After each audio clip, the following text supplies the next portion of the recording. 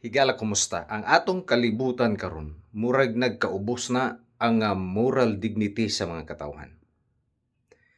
Lahi na og mga panghuna-huna ang mga tao. Yet we are what we call the technically or what we call this technologically advanced. Pero ang atong mga huna-huna, ang mga huna-huna sa mga tao nagkalahi og nagkaubos. Sakto ang giingon ni Martin Luther King Jr. Siya niingon nga we have guided missiles but we have misguided men. Higala, dili pa ulahi ang tanan.